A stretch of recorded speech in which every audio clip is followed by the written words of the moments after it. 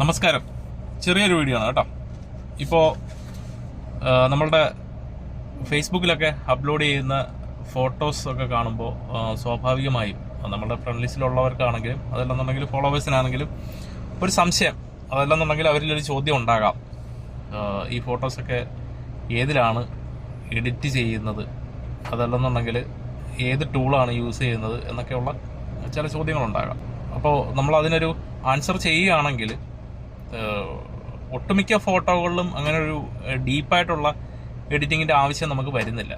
കാര്യം നമുക്ക് അത്യാവശ്യം കുറച്ച് ക്യാമറാസ് ഒക്കെ ഉണ്ട്.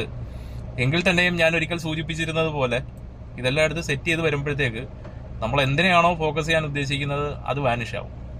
അപ്പോൾ എപ്പോഴും നമുക്ക് ഈസി ആക്സസ് എന്ന് പറയുന്നത് നമ്മുടെ മൊബൈൽ ഫോൺ തന്നെ.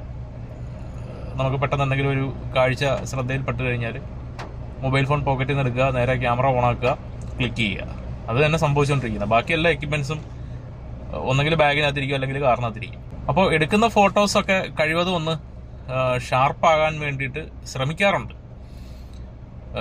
ഞാൻ നേരത്തെയും പറഞ്ഞിട്ടുണ്ട്, ഞാനൊരു പ്രൊഫഷണൽ ഫോട്ടോഗ്രാഫർ ഒന്നുമല്ല, ഇതിനോടുള്ള ഒരു ഇഷ്ടം മാത്രമേ ഉള്ളൂ. അപ്പോൾ അത് വെച്ചിട്ട് ഇങ്ങനെ പയറ്റി നോക്കുന്നു. നമ്മൾ ഓരോ എക്സ്പെരിമെന്റ് നടത്തുന്നു, ചിലതൊക്കെ അങ്ങ് സക്സസ് ആവുന്നു ആ ഒരു ബേസിൽ.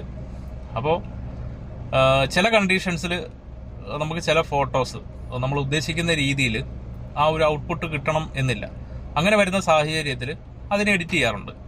അതിപ്പോൾ ലൈറ്റ് റൂം ആകാം, അതല്ലെന്നുണ്ടെങ്കിൽ സ്നാപ്സീഡ് എന്ന് പറയുന്ന ആപ്ലിക്കേഷൻ ഉണ്ടാവാം, അതല്ലെങ്കിൽ ക്യാൻവ, പിന്നെ സിസ്റ്റത്തിലാണെന്നുണ്ടെങ്കിൽ ഫോട്ടോഷോപ്പ്. അപ്പം ഇതിലേതെങ്കിലുമൊക്കെ ഇട്ട് നമ്മൾ ചെറിയ രീതിയിലൊക്കെ ഒന്ന് എഡിറ്റ് ചെയ്തായിരിക്കും അതൊരു പക്ഷേ അപ്ലോഡ് ചെയ്യുക. പക്ഷേ എല്ലാ ഫോട്ടോസിനെ സംബന്ധിച്ചിടത്തോളം അങ്ങനെ ഉണ്ടാകണമെന്നില്ല. പിന്നെ ഈ പറഞ്ഞതുപോലെ ഫോട്ടോ എടുക്കാൻ ഇഷ്ടമാണ്. അപ്പോൾ അത് നമ്മളൊരു ഫോട്ടോ എടുക്കുമ്പോൾ ആ ഫോട്ടോയുടെ ഔട്ട്പുട്ട് എങ്ങനെ ആയിരിക്കണം എന്നുള്ളത് ആദ്യം തന്നെ നമ്മുടെ മനസ്സിലൊരു രൂപം വന്നു കഴിഞ്ഞാൽ നമുക്കൊരു വിധമൊക്കെ ഭംഗിയായിട്ട് ചെയ്യാൻ പറ്റുമെന്നാണ് ഒരു വിശ്വാസം. അപ്പോൾ ആ ഒരു ബേസിൽ അങ്ങ് പോകുന്നു എന്നുള്ളതേ ഉള്ളൂ. അപ്പോൾ അതൊന്ന് ഇൻഫോം ചെയ്യാൻ വേണ്ടിയിട്ട് ചെറിയ വീഡിയോ. Okay, thank you.